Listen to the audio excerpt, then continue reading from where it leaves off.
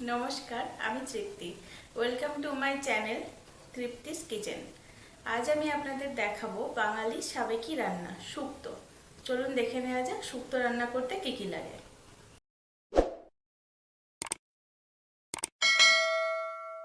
শুক্তো রান্নার জন্য আমাদের প্রথমে যে সবজিগুলো লাগছে, প্রথমে হচ্ছে আলু এরকম টুকরো করে কাটা, বেগুন এরকম সাইজের লম্বা করে কেটে নেওয়া, কাঁচকলা একটু সরু করে কাটা, রাঙালু এই সাইজের কেটে নেওয়া, ডাঁটা মিডিয়াম সাইজের কেটে নিতে হবে, আর লাগছে করলা, উচ্ছে বা করলা যে যেটা খুশি দিতে পারে।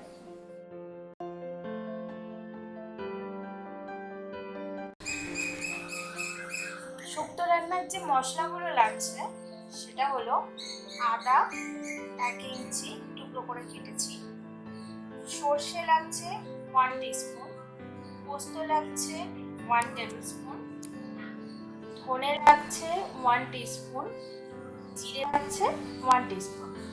এগুলো আমি সমস্ত একসাথে বেটে নিয়ে রান্নায় ইউজ করি। ফোড়নের জন্য লাগছে 2টো তেজপাতা, 1টা শুকনো লঙ্কা, 5 ফোড়ন, 1 টুকরো দারচিনি, এলাচ। আমি একটা ভাজা মশলা ইউজ করব রান্নাটার পরে, সেটার জন্য লাগছে 1/2 টিস্পুন সর্ষে, 1/2 টিস্পুন জিরে, 5 ফোড়ন, সামান্য একটু শুকনো লঙ্কা, 2 থেকে 3 টুকরো দারচিনি, 2টো এলাচ, 2টো লবঙ্গ। কাঁচা লঙ্কাটা আমি রান্নার শেষে দিয়ে চাপা দিয়ে দেবো, তাহলে গন্ধটা ভালো আসে। লাগছে বড়ি, চিনি, নুন ফর টেস্ট, আর লাগছে কাঁচা দুধ, শুক্তো এটা খুবই দরকারি, আর লাগছে সর্ষের তেল, পুরো রান্নাটাই আমি সর্ষের তেলে করবো, এখানে কোনো সাদা তেল ইউজ করবো না, আর লাগছে ঘি। পুরো ভাজার জন্য আমি প্রথমে গ্যাসটা অন করে দিলাম, এবার এতে সর্ষের তেল দিয়ে দেবো।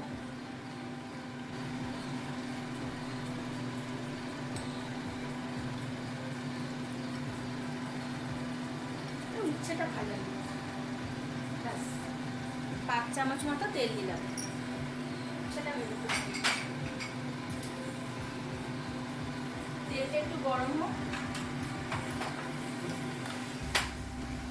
আমার তেলটা গরম হয়ে গেছে, এবার আমি এতে দিয়ে দেব বড়িগুলো প্রথমে ভেজে আমি তুলে নেব।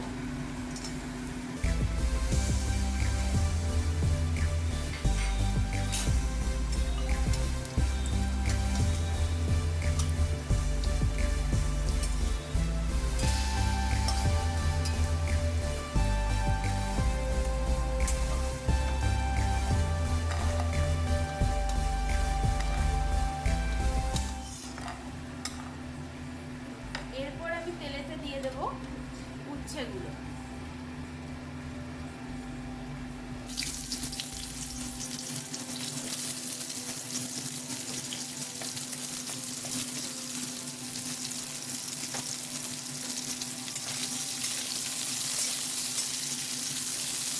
সেটা ভাজতে ভাজতে আমি এর মধ্যে সামান্য একটু নুন দিয়ে দেবো।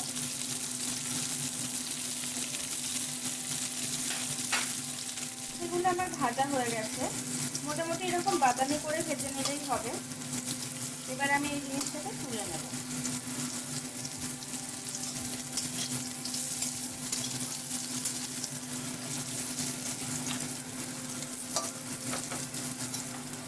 বেশি লাল করে ভাজার দরকার নেই, কারণ এই জিনিসটা তো আবার শুক্তোতে সেদ্ধ হবে।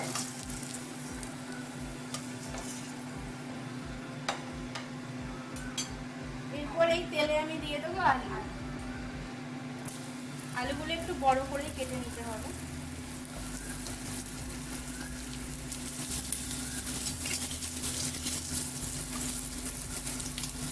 আলুগুলো একটু ভাজা হয়ে যাক, তারপর আমি এর মধ্যে দিয়ে দেবো রাঙালু।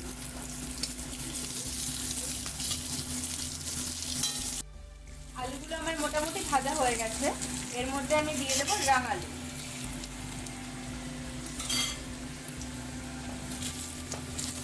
আমি কিন্তু তেলটা চেঞ্জ করিনি, তেলটা কিন্তু আমার উচ্ছে ভাজার তেল, তাই বলে ভাববেন না যে এই তেলটা খেয়ে তেতো হবে।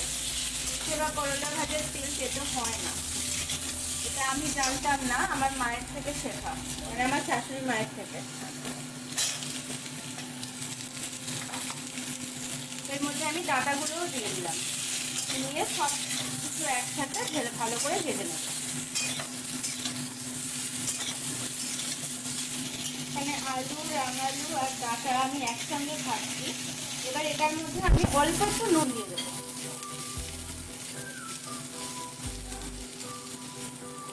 নুনটা একটু দিলে ভাজাটা খেতে ভালো হয়, আর আমি একটু ভাজা হয়ে যাবার পর নুনটা দিচ্ছি, তা না হলে জল ছেড়ে দিই।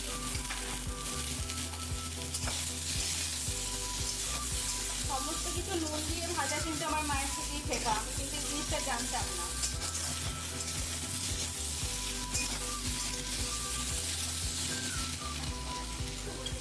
এইটার মধ্যে আমি এবার কাঁচকলা দিয়ে দেবো।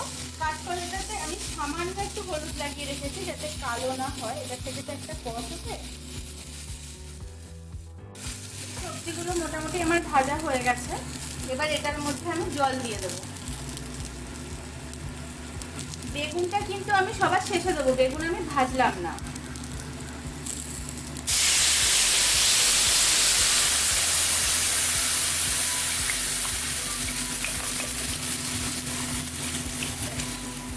আমি এতে 1 লিটার মতন জল দিলাম, এটা সম্পূর্ণ রান্না হবে, ঝোলটা তৈরি হবে। সবজিগুলোতে জল দিয়ে দেওয়ার পর 10 মিনিট মতন ফুটবে। এখন আমি এটা চাপা দিয়ে দিচ্ছি ফোটার জন্য। আমার 10 মিনিট হয়ে গেছে, এটা ফুটে গেছে। এবার আমি এটার মধ্যে বেগুনগুলো দিয়ে দেব।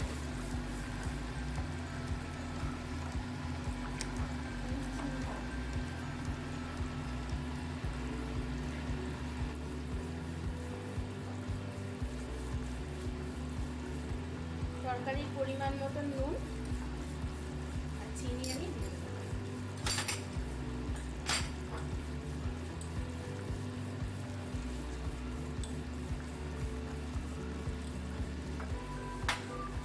নেড়ে চেড়ে দিয়ে এটা আরো 10 মিনিট সেদ্ধ হতে দেব। সবজিগুলো সমস্ত সেদ্ধ হয়ে যাবে। বেগুনটা দিয়ে দেওয়ার পর আমি কিন্তু গ্যাসটা কমাবো না, সবসময় হাই ফ্লেমে রান্না করবো, তা না হলে কিন্তু বেগুনগুলো সেদ্ধ হবে না।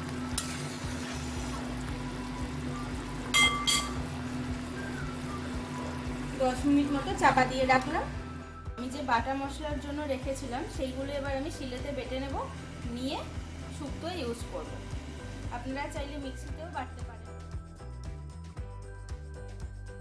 সবজিগুলো আমি 10 মিনিট ফুটিয়ে নিয়েছি, এতে সবজিগুলো সব সেদ্ধ হয়ে গেছে, দেখে নিন আলুটা। আলু আমার পুরো সেদ্ধ হয়ে গেছে। এরপর এটার মধ্যে আমি দিয়ে দেব মশলাটা, যে মশলাটা আমি শিলে বেটে রেখেছিলাম।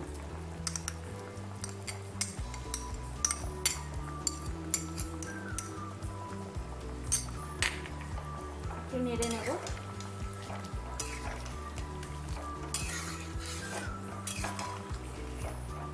এটার মধ্যে দিয়ে দেব বড়িগুলো। উচ্ছেটা কিন্তু আমি এখন দেব না, এটা ফোড়ন দেওয়ার পরে দেব। দিয়ে একটু নেড়ে নিলাম। এর মধ্যে আমি দিয়ে দেব কাঁচা দুধটা, যে দুধটা আমি রেখেছিলাম, 1 কাপ কাঁচা গরুর দুধ।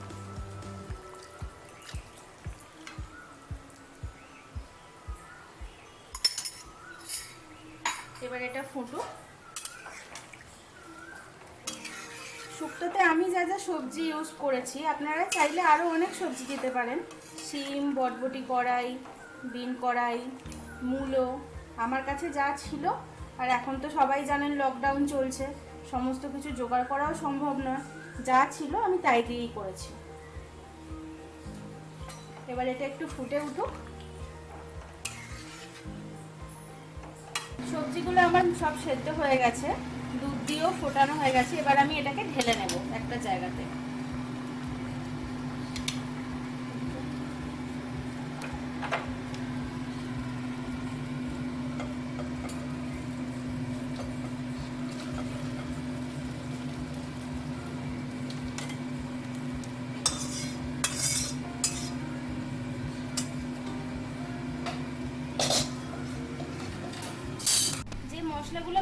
জন্য রেখেছিলাম, গুঁড়িয়ে আমি ইউজ করব, সেগুলো আমি এখন ভেজে নিচ্ছি। মশলাগুলো আমি শিলেতে গুঁড়ো করে নিচ্ছি।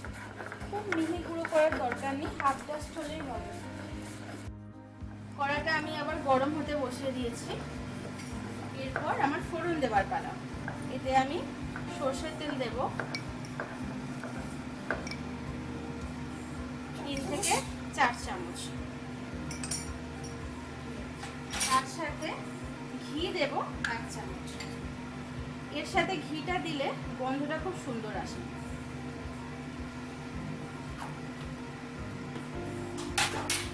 এটা গরম হয়ে যাক। তেল আমার গরম হয়ে গেছে। এটার মধ্যে আমি সব ফোড়নগুলো দিয়ে দেবো। তেজপাতা, গরম মশলা, এলাচ, দারচিনি, 5 ফোড়ন, শুকনো লঙ্কাটা একটু ফাটিয়ে ছিঁড়ে দেবো।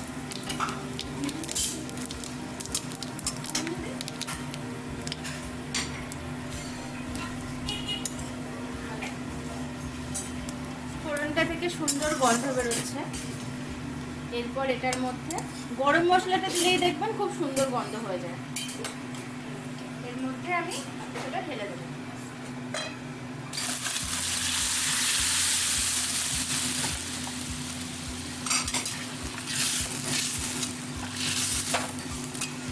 দেখুন কি সুন্দর রংটা হয়েছে। এর মধ্যে আমি উচ্ছেগুলো দিয়ে দেবো। এই রান্নাটাতে উচ্ছে থাকলেও রান্নাটা কিন্তু মোটেও তেতো হয় না।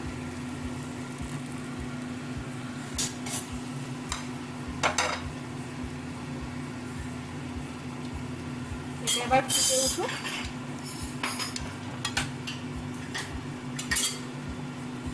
এর মধ্যে আমি যে 2টো কাঁচা লঙ্কা রেখেছিলাম সেগুলো ছিঁড়ে দিয়ে দিচ্ছি।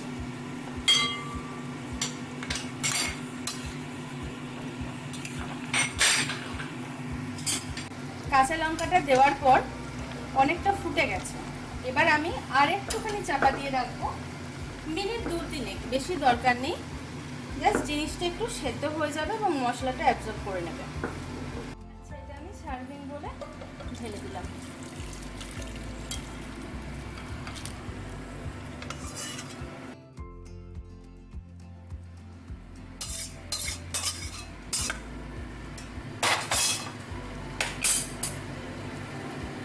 এটার মধ্যে আমি এবার দিয়ে দেব ভাজা মশলা আর ঘি।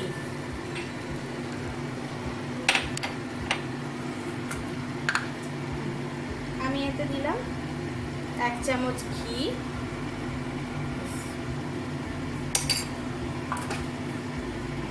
আর ভাজা মশলা।